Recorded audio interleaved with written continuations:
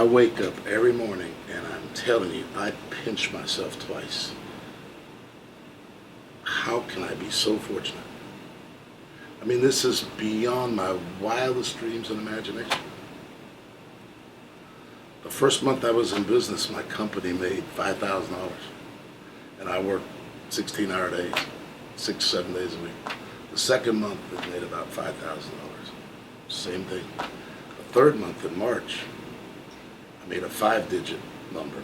And I thought, oh my goodness, can't nobody else have any money? I got it all.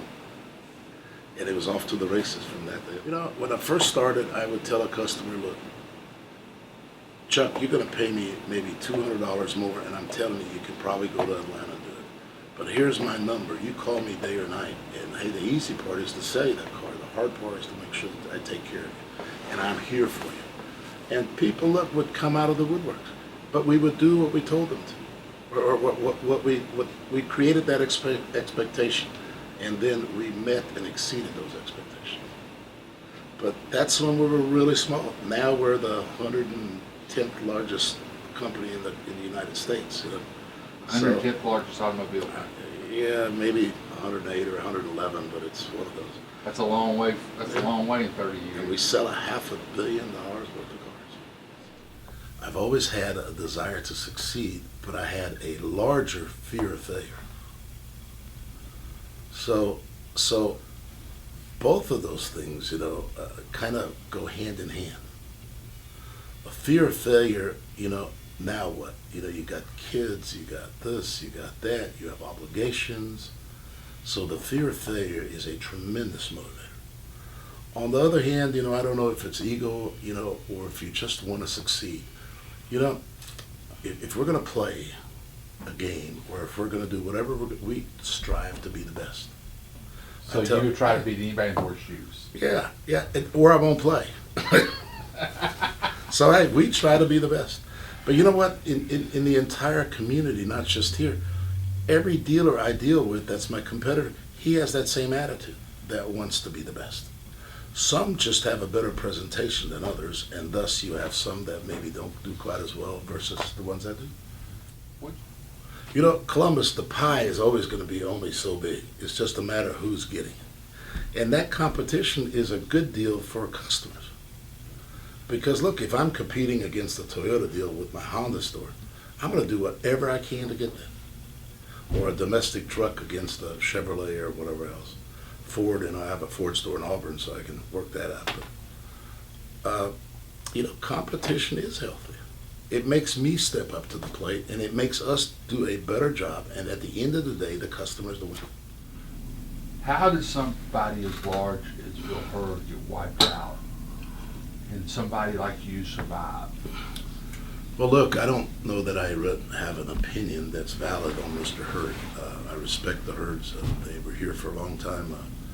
They are fine, upstanding members of the community, and I have nothing but the greatest respect for them. You know, personally speaking, I think they were heavy into one brand, and that's Chevrolet. I believe at once upon a time they had 10% of the entire production went through the Hurd enterprise. You know, when times got tough, there was no diversity in their business. We, on the other hand, have diversity. You know, we're from European to domestic to, you know, Japanese to Korean. So, you know, I guess it's kind of like having a stock portfolio where you want some diversity rather than having everything in all your eggs in one basket. I tell you, I think 90% of life is luck. And quite frankly, I've been very lucky. But one thing I did figure out is the harder you work, the luckier you get. So there's a correlation there. But going to 2008, you know, we sensed the recession coming. You know, things can only stay so good so long. And our business by nature is cyclical. We, and my parents raised me, I saved almost a quarter of every dollar I ever made. So we try to have no debt or very, very little debt. That obviously gives us an advantage in, you know, in doing business when times get tough. We own our facilities free and clear. So I can adjust rent factors. I can do that, which most dealers can't. Now, I can't speak for others, but, you know, we are very cognizant of expense control. We are very cognizant of trying to take care of our people. So, you know, again, the people are the core of this business. A year or so, 2 years ago, I guess, Jay sold all of his dealerships. That's not something you would ever do. No, that I wouldn't say that at all. Look, at the end of the day, we have options that we are always looking at all options, whether it's acquiring, whether it's divesting some. Look, as a businessman, I have to consider all the options that are available to me. So I would never say no to anything. That's how deals are made. You never know. There's a sense of consolidation going on. If the deal was right, we would look at it. We'll look at, if we get a lot of calls about people wanting to sell us stores. On the other hand, we get lots of calls of big companies wanting to buy us. And that's been going on for years, and I think that's the nature of the business. But what I'm telling you, Chuck, is this: we will look at all opportunities that arise. So you're the quintessential businessman. I don't know about that. I'll let you make that decision. Actually, I like my customers, I think, speak for them. They come back and we treat them right and we take good care of them and we appreciate the business of everybody that comes in here. That's why we've survived for 28 years. Look, the key to success is really simple. Do what you say you're going to do. Have people that care about other people and treat people the way you want to be treated. With kindness, respect.